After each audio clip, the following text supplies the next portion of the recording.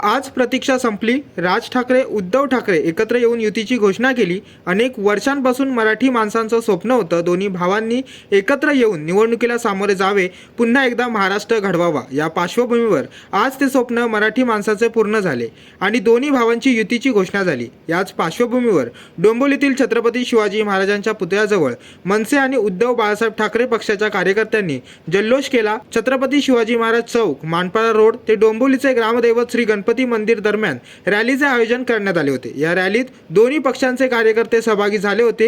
ही युती तमाम मराठी प्रेमी नागरिकांना सुखावणारी असून याचा जल्लोष डोंबिवलीत मोठ्या प्रमाणात करण्यात आला। बरोबर बोललात। महाराष्ट्राचं हे स्वप्न होतं, महाराष्ट्राचीच ही इच्छा होती। प्रत्येक मराठी माणूसच नाही तर मराठी इतर भाषिक सुद्धा ठाकरे बंधूंनी एक व्हावं आणि या महाराष्ट्राचं गोमटं करावं अशी प्रत्येकाच्या मनातली इच्छा होती। ती इच्छा आज पूर्ण झालेली आहे। अधिकृतपणे युती दोन्ही ठाकरे बंधूंनी आज घोषित केलेली आहे। आमच्यासारख्या सर्वसामान्य कार्यकर्ता, मग तो महाराष्ट्र सैनिक असो किंवा शिवसैनिक असो, जो प्रामाणिक आहे, निष्ठावान आहे, जो त्या पक्षाशी बांधील आहे, ज्याची पक्षाच्या प्रती श्रद्धा आहे, तो तिकडेच राहिलेला आहे। ही लोक प्रचंड खुश आहेत।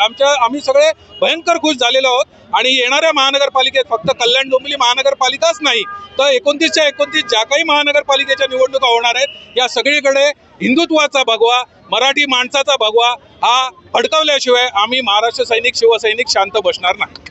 Bureau report, Janshakti, Dombivli.